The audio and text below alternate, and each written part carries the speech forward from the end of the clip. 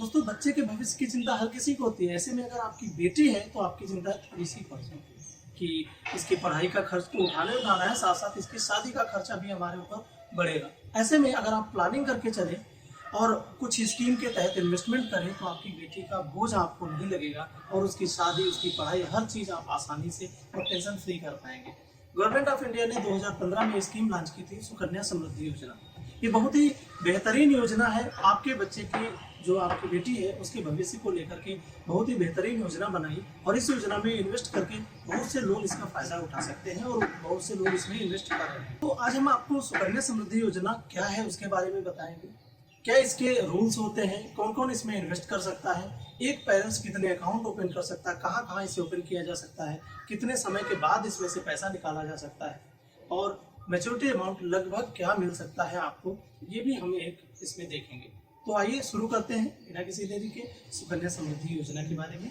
बने रहिए हमारे साथ। नमस्कार, मैं Vidhi Verma, emotional intelligence expert, corporate trainer और लाइफ कोच। आपका इस वीडियो में आपका स्वागत करता हूं। तो दोस्तों, सुकन्या समृद्धि योजना, जो पीपीएफ आपको मैंने बताया था, पीपीएफ की तरह ही इसका मॉड्यूल होता है। Government of India backed fund होता है। गवर्नमेंट ऑफ इंडिया इसमें आपको 15 साल तक जमा करने का अनुमति देती है और उसके बाद आप इसे मैच्योरिटी के लिए 21 साल के बाद ये मैच्योर हो पाता है, फिर आप इसमें से पैसा विथड्रॉ कर सकते हैं। सर्टेन एक्सेप्शन है, वो भी आपको बताएंगे इसमें। तो 0 से 10 साल के बच्चे की उम्र के बीच के ही जो बच्चे हैं उन्हीं का अकाउंट ओपन हो सकता है, 15 साल की उम्र तक और 21 साल मैच्योरिटी में। अब हम आपको बताते हैं कि कहाँ कहाँ ओपन हो सकता है। ये किसी भी पोस्ट ऑफिस या कमर्शियल बैंक में ओपन किया जा सकता है जो इस स्कीम के तहत ऑथराइज होनी चाहिए। जैसे पीपीएफ को मैंने बताया था कि ऑथराइज्ड ब्रांच ही इसे ओपन कर सकती है। सुकन्या समृद्धि योजना के मामले में भी ऑथराइज्ड ब्रांच ही इसे, कमर्शियल बैंक की ऑथराइज्ड ब्रांच ही इसे ओपन कर सकती है। आप किसी भी नज़दीकी शाखा में जाके, किसी भी बैंक की नज़दीकी शाखा में जाके पता कर सकते हैं या पोस्ट ऑफिस में जा सकते हैं। रेट ऑफ इंटरेस्ट इसमें इस समय जो करंट है वो 7.6 है।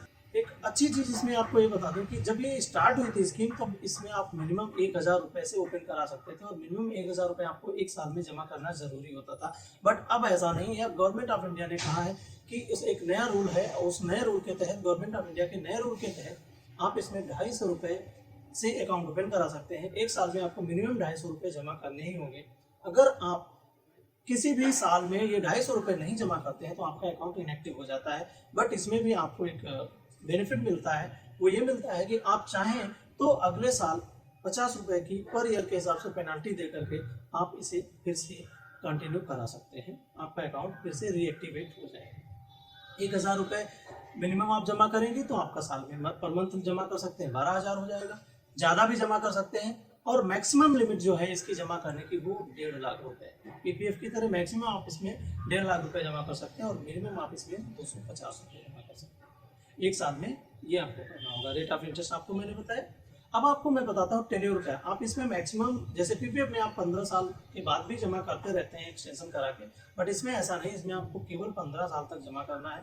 मीन्स बेटी की उम्र 0 से लेकर के 15 साल तक की उम्र तक ही जमा करना है आपको इसमें, और उसके बाद फिर आपको ये मैच्योर होने के लिए छोड़ देना। अब एक एग्जाम्पल आपको बताता हूँ। सपोज आपकी बेटी की उम्र 9 साल है, आपने अकाउंट ओपन करा दिए।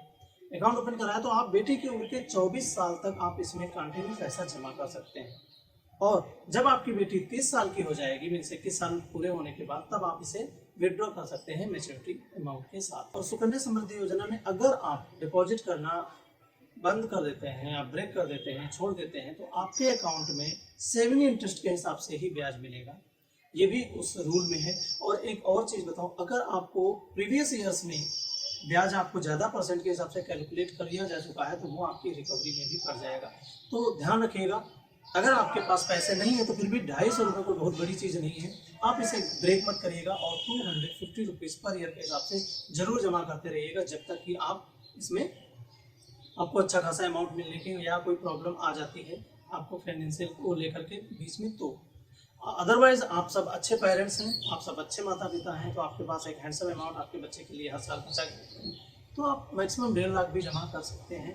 टैक्स में एग्जेम्पशन मिलता है जमा करने वाले पैसे पर भी और ब्याज पे भी और दूसरा जब आप मैच्योरिटी वैल्यू पाते हैं तो उसमें भी आपको एग्जेम्पशन मिलता है, टैक्स से आपको एग्जेम्प्ट होते हैं आप पूरी तरीके से। ये तो हो गई सुकन्या समृद्धि योजना के बारे में मोटी मोटी बातें। आप कैसे अकाउंट ओपन करा सकते हैं, जो भी इस अकाउंट को ऑपरेट करेगा, जो भी ओपन कराएगा, गार्जियन होगा मम्मी पापा में से, वो अपना ID प्रूफ देगा, अपना एड्रेस प्रूफ देगा, बच्चे का बर्थ सर्टिफिकेट लगेगा और उसके बाद आप जाकर के पर्टिकुलर बैंक में एक एप्लीकेशन फॉर्म भरेंगे और अकाउंट को ओपन करा सकते हैं। 250 रुपये से स्टार्ट कर सकते हैं। इसके विड्रॉल के नियम क्या है? विड्रॉल के नियम ये है कि अगर आपकी बेटी 18 साल की हो जाती है तो उसे हायर एजुकेशन के लिए जो आपका डिपॉजिट अमाउंट है प्रीवियस ईयर में, उसका 50% आप उसकी हायर एजुकेशन के लिए भी विड्रॉ कर सकते हैं। ये बहुत ही अच्छा रूल है। इससे आपको आपके जो बच्चे के लिए एजुकेशन लोन का जो बर्डन है वो नहीं पड़ता है। तो आज से अभी से सुकन्या समृद्धि योजना को शुरू कर दीजिए, ओपन करा लीजिए आपके नज़दीकी पोस्ट ऑफिस में या कमर्शियल बैंक के ऑथराइज ब्रांच में, और एंजॉय करिए, अपने बच्चे का भविष्य सिक्योर कर लीजिए और टेंशन फ्री रहिए अपने बच्चे के प्रति। और अब हम आपको बताते हैं मैच्योरिटी वैल्यू को कैसे कैलकुलेट करते हैं। तो सबसे पहले आप 1000 रुपये पर मंथ अगर आप जमा करते हैं, मीन्स अगर आप 12,000 रुपये साल में जमा करते हैं तो आप जो अमाउंट पाएंगे वो जमा डिपॉजिट अमाउंट आपका 15 किस्तों के बाद हो जाएगा 1,80,000। 15 सालों के बाद 1,80,000 होने के बाद आप जो इसमें से मैच्योरिटी अमाउंट पाएंगे वो लगभग 5,09,000 के करीब पाएंगे। ऐसे ही अगर आप 1.5 लाख रुपए साल में जमा करते हैं तो 15 साल जमा करने के बाद आप अमाउंट जमा कर लेते हैं 22,50,000 रुपये। तो जो 21 साल के बाद जब इसका मैच्योरिटी होगा तो आपको अमाउंट मिलेगा लगभग 63,65,000 की। ये आपका रिटर्न है और इससे आप आइडिया लगा सकते हैं कि आप 1.5 लाख रुपए हर महीने 1.5 लाख रुपए साल में जमा करने के बाद आप कितना हैंडसम अमाउंट अपनी बच्ची के लिए जोड़ लेंगे उसकी शादी के समय तक या उसकी हायर एजुकेशन को गेन कराने के लिए। आप एजुकेशन लोन से मुक्ति पा सकते हैं। तो ये वीडियो अच्छा लगा हो तो आप अपने दोस्तों के साथ भी इसे शेयर करिए जिससे कि वो भी इस योजना का लाभ उठाएं और अपनी लाइफ अपने बच्चे के प्रति टेंशन फ्री हो जाए।